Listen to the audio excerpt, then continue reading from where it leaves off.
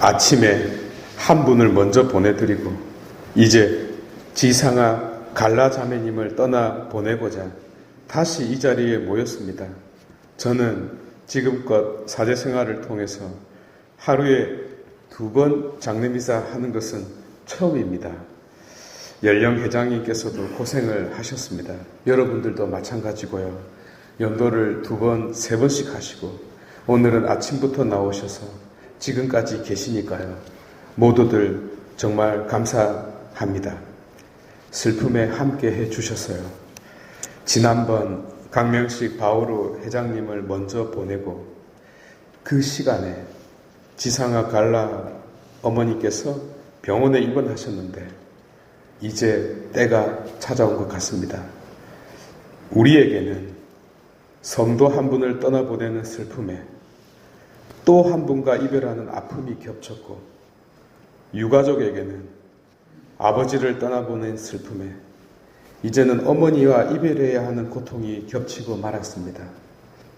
안 그래도 슬퍼하고 있는데 또 슬픔을 감당해야 하니 유가족들의 마음이 어떻겠습니까?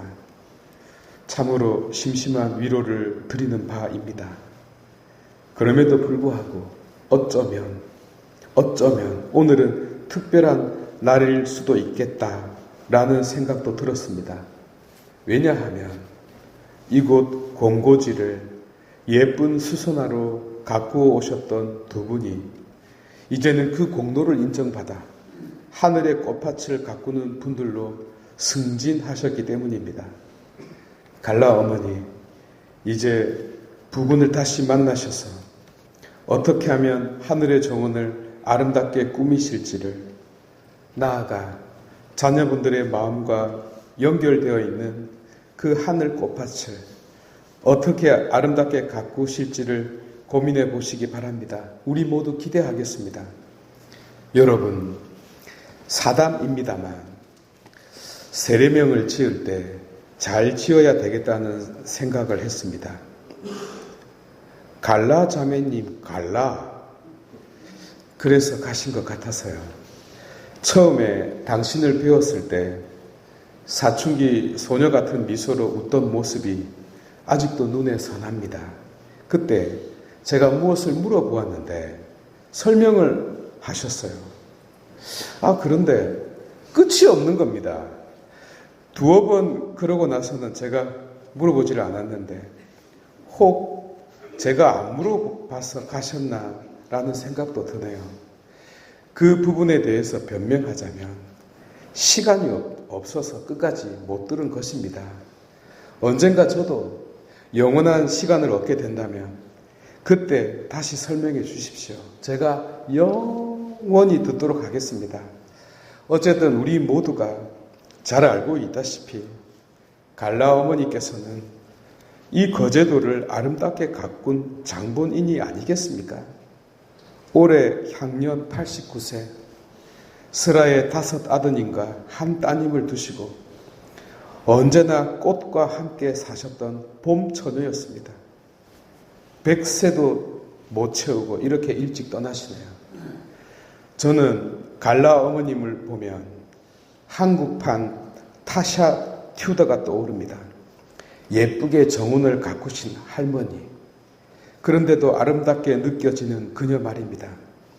늙는 것이 싫지 않고 지금 이 순간에도 일하고 싶어 했던 분, 곧 원하는 것을 꿈꾸고 그것을 위해 노력하고 일상을 즐기는 것이야말로 행복이라고 고백하는 그녀가 왜 떠오를까요?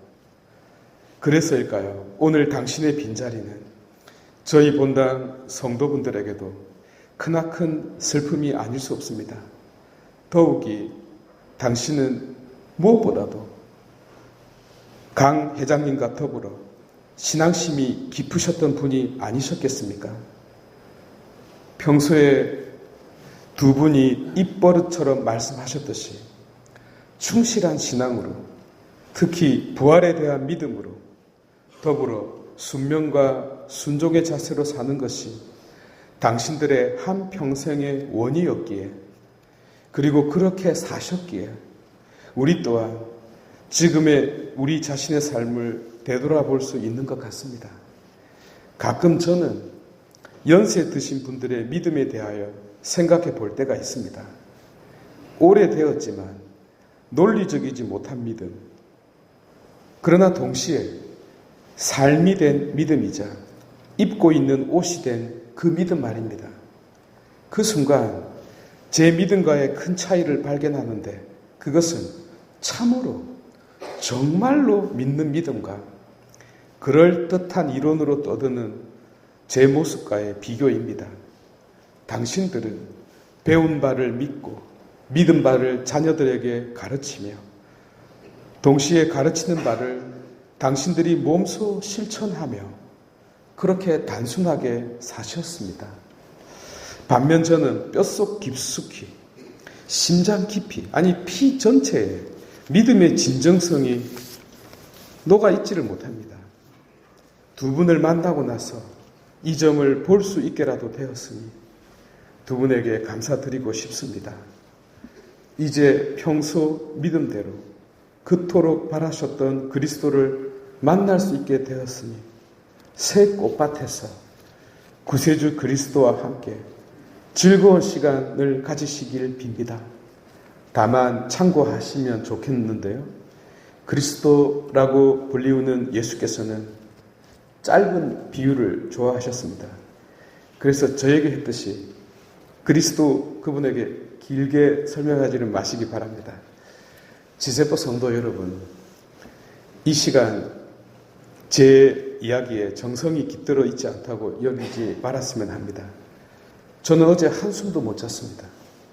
제가 이렇게 살갑게 말씀드리는 이유는 그 두 분과 가족들이 편했기 때문입니다.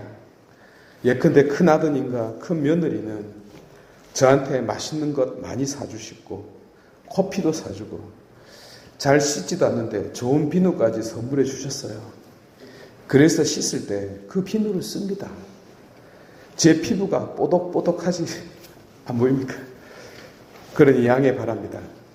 그럼에도 불구하고 세월이 무상하다고 느껴지는 것은 어쩔 수 없나 봅니다. 특히 어제까지 이야기를 나누었는데 오늘부터는 영원히 대화를 할 수 없는 그런 현실을 맞닥뜨릴 때는 더욱 그러합니다. 장례 때마다 이 비슷한 느낌이 저를 덮칩니다. 그래서 어떻게 하면 이 난처함을, 이 곤란함을, 이 적막함을 몰아낼 수 있을까 고민합니다. 그런데 대책이 없습니다. 다른 길이 없기 때문이죠. 그래서 예수님 그리스도께서도 십자가의 죽음을 피하지 않고 정면으로 돌파하신지도 모르겠습니다. 바로 이곳을 향하여 누구보다도 솔라 피데이, 오직 믿음으로만 사셨던 분들이라고 정의 내리는 것이 어울리는 두 분. 이제 그 믿음 그대로, 그 믿음으로 말미암아 그 믿음에 의하여 천국 문을 통과하실 것입니다.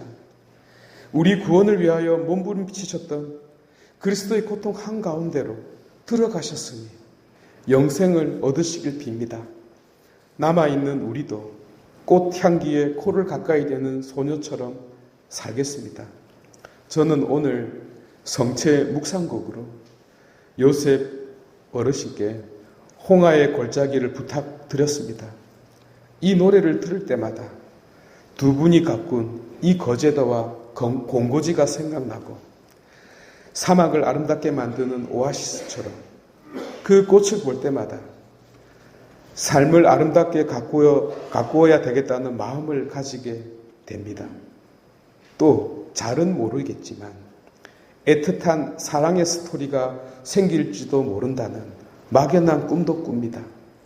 그래서 이 노래가 참 좋습니다. 그러니 바람결에 실려오는 꽃내음 날 때 우리 어찌 당신의 흔적을 느끼지 못하리이까? 어디에 있든지 수선화가 피어 있으면 어찌 당신의 얼굴이 떠오르지 않을 수 있겠습니까? 아니 무심코 멍하니 바다를 볼 때에도 한평생을 꽃과 함께 사셨던 두 분의 삶, 그리고 이를 요약해주는 노래 가사, 언덕을 넘어서 가던 그날 수선화가 피어 있었네. 잊지 말고서 다시 오려마. 목동이 사는 게고, 그 노래처럼 두 분이 생각날 것입니다. 참으로 동화처럼 아름답게 사신 두 분, 사춘기 소녀처럼 기쁘게 사신 두 분, 꽃밭을 꾸미다 꽃이 되어버린 두 분, 그러면서도 오직 한 곳만을 바라보며 살아오신 두 분, 내년 수선화가 다시금 흐드러지게 피면 두 분이 많이도 그리울 것입니다. 정말 감사합니다. 아름답게 살아주셔서 유가족 여러분, 그리고 지세포 성도 여러분, 사람이요 아름답게 살기가 정말로 어렵습니다. 그런데 아버지 어머니께서, 할아버지 할머니께서 아름답게 사셨습니다. 그러니 우리도 두 분의 마음과 믿음을 부러워하며 우리 자신의 삶 또한 아름답게 가꾸어 볼 것을 다짐해 보았으면 좋겠습니다. 모두 일어나셔서